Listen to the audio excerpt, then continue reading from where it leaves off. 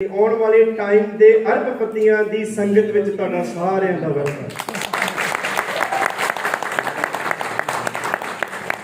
मैनू पता है प्रशादे का टाइम लग आ रहा, पंजाबियों का फोकस हमेशा लंगर से ज्यादा रहता है। पर मेरी रिक्वेस्ट है कि अगले 10 मिनट मैनू दिते गए ने और 10 मिनट के विच अपनी गलबात समाप्त होगी। दोस्तों, नाम परमजीत सिंह खडूर साहब दी पवित्र धरती तो बिलोंग करता है और मोदी केयर बिजनेस दे विच जदों आए सीगे ते सानू मेड़िया नहीं कामयाब करता। साडा डिपार्टमेंट जो है एजुकेशन डिपार्टमेंट, उन्होंने गल्लां बड़ियां होंदियां, प्रैक्टिस बड़ी होंदी, पीरियड ला ला के हुई होंदी आ और उन्हां दे मेड़िया दा जवाब देंदे देंदे अज इत्थे पहुंच गए। जदों गड्डी लई सी उदों भी आंदे ही वावा ही वड्डी ले ली आ, हुण घर भांडिया 20 मरलियां च कहंदे वावा ही वड्डा बनाई जांदा।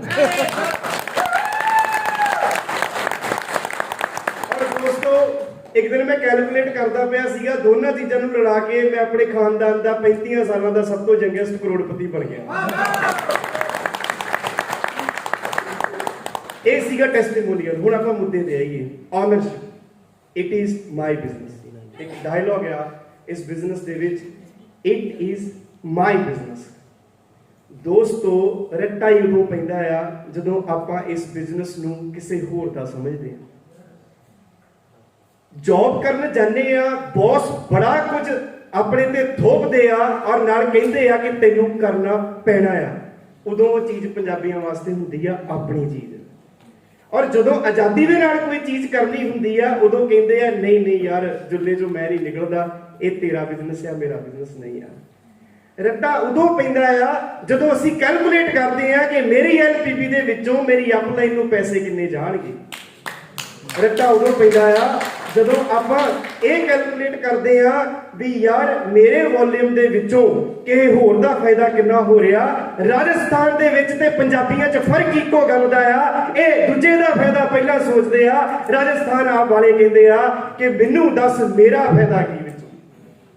एक छोटी जी कैलकुलेशन असी गुरमेल सर का एक सैमीनार करवाया सीगा और उहदे विचों मैनूं एक गल लभी। कहते जदों भी कोई बंदा पूछे ना भी दस तैनूं की आऊगा तो उदों एक जवाब दिया करो भी जदों मैं तैनूं लाख रुपए खड़ा कर दूंगा ना उस चों 25-30 हज़ार ते मैनूं आ ही जाऊगा भी पहला अगले दा। तो ऑनरशिप नूं डिफाइन करिए। सब तो पहला ये हुंदी है जिम्मेवारी, कमिटमेंट किसी पर्टिकुलर टास्क वास्ते। जदों भी सानूं कोई चीज़ दित्ती जाती आ उहदे होली सोली इंचार्ज बनना। दो शब्द ने, इंडिपेंडेंट एंड इंटरडिपेंडेंट। इंडिपेंडेंट बनने वास्ते ऑनरशिप लेनी बड़ी जरूरी आ।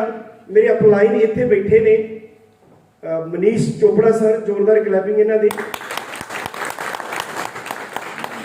ईयर क्लैपिंग जब मार लिया करो या रहन दिया। जदों ये प्लान करन आए सीगे मेरे घरे नहीं आए और इन्हां नूं भी याद होगा कि जदों इन्हां ने प्लान किया मैं कहा सर फिर दोबारा करो। फिर इन्होंने कैलकुलेशन समझाई। समीर मोदी आज़ादी प्लान 2015 च नवा ही उदों लॉन्च होया सीगा। इन्होंने फिर प्लान किया, मैं कहा सर फिर प्लान करो। 3 बार प्लान होया और इन्होंने मैंने पूछा भी आते भी यार कैलकुलेशन अजे नवी आ, कोई गल नहीं है पे आउट आ जाने तो पता लग जूगा।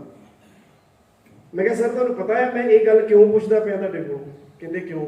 क्यों मैं क्या सर अमृतसर तो रोज डेली हो मीटिंग कर लो, तुसी मेरे गुरु साहब नहीं आ पाओगे, मैनू ऑनरशिप पहले दिन तो लेनी पैनी।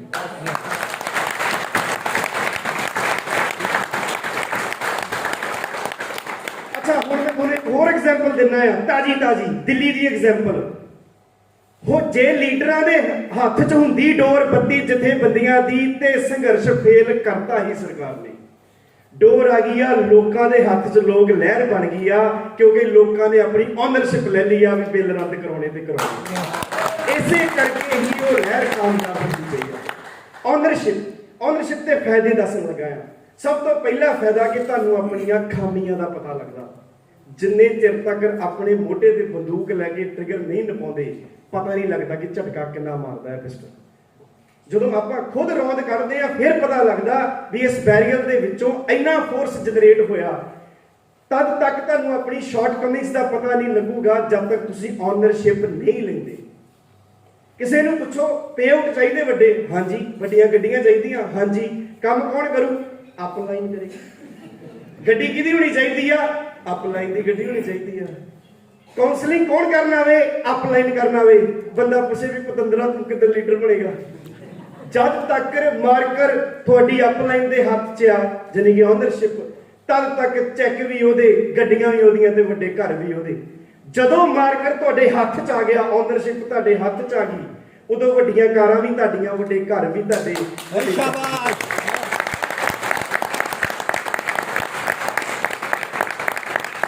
ਅਗਲੀ ਚੀਜ਼, ਓਨਰਸ਼ਿਪ ਦੇ ਵਿੱਚੋਂ ਜਦੋਂ ਆਪਾਂ ਨਿਕਲਦੇ ਆ, ਮੈਂ ਐਗਜ਼ਾਮਪਲ ਦਿੰਦਾ ਆ, ਇੱਕ ਵਾਰੀ ਜ਼ੋਰਦਾਰ ਤਾੜੀਆਂ ਸਤਿੰਦਰ ਭਾਜੀ ਵਾਸਤੇ ਤੇ ਹਰਸ਼ੀਤਲ ਜੀ ਵਾਸਤੇ, ਕਿਉਂਕਿ ਈਵੈਂਟ ਨੂੰ ਆਰਗੇਨਾਈਜ਼ ਕਰਨਾ, ਪੈਸੇ ਕਲੈਕਟ ਕਰਨੇ, ਚੈੱਕ ਪ੍ਰਿੰਟ ਕਰਨੇ, ਇਹਨਾਂ ਦੇ ਵਿੱਚੋਂ ਉਹਨਾਂ ਨੂੰ ਕੋਈ ਬੀਵੀ ਨਹੀਂ ਮਿਲਣਾ।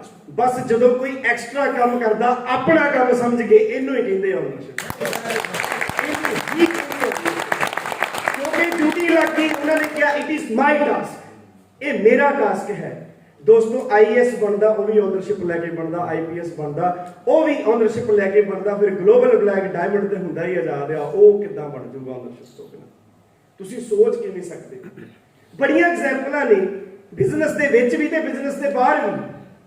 ਵਿਰਾਟ ਕੋਹਲੀ ਦੇ ਪਾਪਾ ਦੀ ਡੈਥ ਹੋਈ ਸੀ ਜਿੱਦਣ ਉਹਨਾਂ ਨੇ ਦਿੱਲੀ ਦਾ ਮੈਚ ਬਚਾਇਆ, ਤੁਹਾਨੂੰ ਯਾਦ ਹੋਊਗਾ, ਇੰਟਰਵਿਊ ਦੇਖੀ ਹੋਊਗੀ।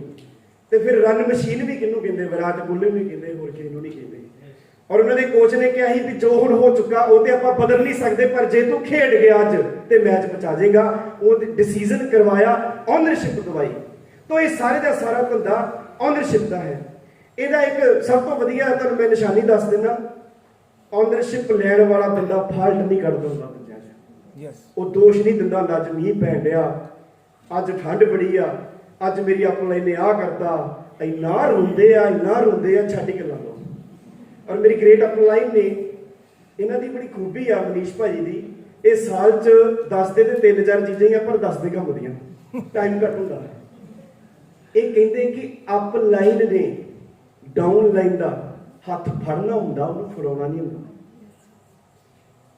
ਸਮਝੋ ਧਿਆਨ ਨਾਲ, ਆਪਣੀ ਡਾਊਨ ਲਾਈਨ ਦਾ ਹੱਥ ਫੜਨਾ ਹੁੰਦਾ ਆ, ਫੜਾਉਣਾ ਨਹੀਂ ਹੁੰਦਾ। ਤੇ ਅਪਲਾਈਨ ਨੂੰ ਹੱਥ ਫੜਾਉਣਾ ਹੁੰਦਾ ਆ, ਉਹਦਾ ਫੜਨਾ ਨਹੀਂ ਹੁੰਦਾ। ਫੋਲੋ ਨਹੀਂ ਹੋਈ ਮੇਰੇ ਹਿਸਾਬ ਨਾਲ ਗੱਲ, ਜੇ ਫੋਲੋ ਹੋ ਜਾਂਦੀ ਤੇ ਤੀਰ ਟਿਕਾਣੇ ਵੱਜ ਜਾਣਾ। ਅਜੇ ਮੈਂ ਪੰਜਾਬੀ ਚ ਇਸੇ ਕਰਕੇ ਡਿਆ ਵੀ ਜਿਆਦਾ ਆਪਣੇ ਪਿੰਡੂ ਲੋਕ ਹੀ ਆਏ ਜਿਆਦਾ। ਧਿਆਨ ਨਾਲ ਸਮਝੋ, ਅਪਲਾਈਨ ਤੁਹਾਨੂੰ ਡਰਾਈਵ ਕਰਨ ਵਾਸਤੇ ਹੁੰਦੀ ਆ, ਤੁਸੀਂ ਉਹਨੂੰ ਡਰਾਈਵ ਕਰਦੇ ਜੇ। Hello, yes. ਅਪਲਾਈਨ ਤੁਹਾਨੂੰ ਡਰਾਈਵ ਕਰਨ ਵਾਸਤੇ ਹੁੰਦੀ ਆ, ਤੁਸੀਂ ਉਹਨੂੰ ਸਮਝਾਉਂਦੇ ਜੇ, ਡਰਾਈਵ ਕਰਦੇ ਜੇ। ਔਰ ਡਾਊਨ ਲਾਈਨ ਨੂੰ ਸਮਝਾਉਣਾ ਹੁੰਦਾ, ਉਹਨਾਂ ਨੂੰ ਸਮਝਣਾ ਨਹੀਂ ਹੁੰਦਾ। ਜਦੋਂ ਆਪਾਂ ਲੀਡ ਕਰਨਾ ਛੱਡਦੇ ਆ, ਉਦੋਂ ਹੀ ਓਨਰਸ਼ਿਪ ਗਵਾ ਜਾਂਦੀ ਹੈ। ਜਦੋਂ ਤੁਸੀਂ ਲੀਡ ਕਰਨਾ ਛੱਡਦੇ ਜੇ, ਉਦੋਂ ਹੀ ਓਨਰਸ਼ਿਪ ਗਵਾਚਦੀ ਆ। ਔਰ ਦੋਸਤੋ, ਓਨਰਸ਼ਿਪ ਦੇ ਸਭ ਤੋਂ ਵੱਡੇ ਵੱਡੇ ਕਿਲੇ ਫਤਿਹ ਹੋ ਗਏ। ਗਲੋਬਲ ਬਲੈਕ ਡਾਇਮੰਡ ਤਾਂ ਤੁਸੀਂ ਹੌਲੀ ਹੌਲੀ ਜਾਂ ਤੇਜ਼ ਤੇਜ਼ ਬਣੀ ਜਾਓਗੇ। ਅਗਲੀ ਚੀਜ਼ ਜਿਹੜੀ ਸਭ ਤੋਂ ਇੰਪੋਰਟੈਂਟ ਆ, ਇਹਨੂੰ ਪੈਦਾ ਕਿੱਦਾਂ ਕੀਤਾ ਜਾਂਦਾ? ਹੁਣ ਇਸ ਟੌਪਿਕ ਦੇ ਵਿੱਚ ਅਗਲਾ ਟੌਪਿਕ ਹੁੰਦਾ ਆ ਕਿ ਇਹਨੂੰ ਇੰਡਿਊਸ ਕਿਵੇਂ ਕਰੀਏ, ਟੀਮ ਦੇ ਵਿੱਚ ਓਨਰਸ਼ਿਪ ਲੋਕ ਕਿਵੇਂ ਲੈਣ। ਦੋ ਤਰੀਕੇ ਨੇ, ਜਾਂ ਤਾਂ ਜ਼ਿਆਦੀਆਂ ਜ਼ਿੰਮੇਵਾਰੀਆਂ ਦੇ ਦਿਓ। ਹੁਣ ਮੰਨ ਲਓ ਈਵੈਂਟ ਦੀ ਜ਼ਿੰਮੇਵਾਰੀ ਜੇ ਭਾਜੀ ਨੇ ਕਿਸੇ ਨੂੰ ਦਿੱਤੀ ਆ, ਤੇ ਇਹਦਾ ਮਤਲਬ ਉਹ ਈਵੈਂਟ ਉਹਦਾ ਬਣ ਗਿਆ, ਜ਼ਿੰਮੇਵਾਰੀ ਆ ਗਈ ਆ। ਪਰ it is a temporary phenomena, temporary ਚੀਜ਼ ਰਹਿੰਦੀ ਆ, ਕਿਉਂਕਿ ਜ਼ਿਆਦਾ ਜ਼ਿੰਮੇਵਾਰੀਆਂ ਕਿਸੇ ਨੂੰ ਦੇਵਾਂਗੇ ਤੇ ਹੌਲੀ ਹੌਲੀ ਉਹ ਬੰਦਾ ਅੱਕ ਵੀ ਜਾਂਦਾ।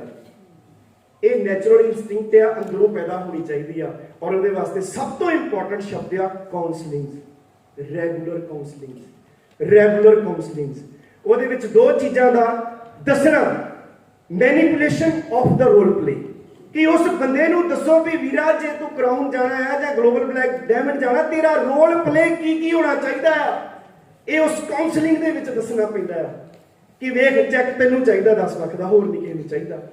ਤੇ ਫਿਰ ਉਹਦਾ ਰੋਲ ਪਲੇ ਕਰ, ਜਿੰਨਾ ਵਜ਼ਨ ਦਾ ਤੇਰਾ ਰੋਲ ਹੈ, ਜਿੱਡਾ ਵੱਡਾ ਤੇਰਾ ਰੋਲ ਹੋਊਗਾ, ਓਡਾ ਹੀ ਵੱਡਾ ਤੇਰਾ ਗੋਲ ਹੋ ਜਾਊਗਾ। ਜੇ ਤੇਰਾ ਰੋਲ ਛੋਟਾ ਰਹਿ ਗਿਆ, ਜੇ ਆਪਾਂ ਚਲਾਕੀਆਂ ਚੁਸਤੀਆਂ ਨੂੰ ਵਰਤਦੇ ਰਹਿ ਗਏ ਵੀ ਮੈਂ ਤਾਂ ਇਵੈਂਟ ਤੇ ਐਂਡ ਤੇ ਜਾਊਂਗਾ ਜਦੋਂ ਐ ਬਣਾ ਕੇ ਲੰਚ ਤਿਆਰ ਹੋ ਜਾਊਗਾ, ਤੇ ਫਿਰ ਦੋਸਤੋ ਗੱਲ ਨਹੀਂ ਬਣਦੀ।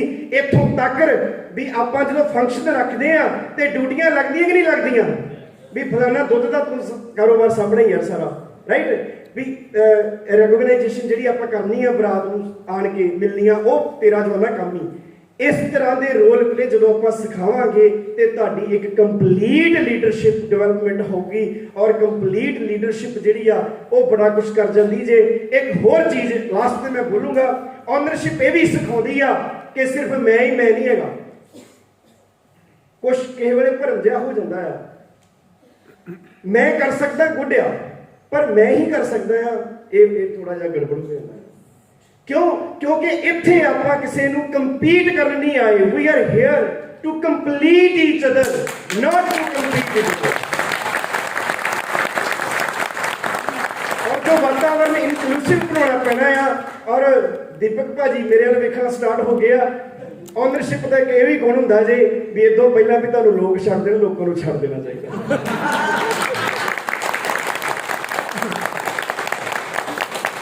ਵੀ ਤਾੜੀਆਂ ਦਾ ਦਵੰਦ ਜਿਹਾ ਤੇ ਜਿੱਥੇ ਕੀ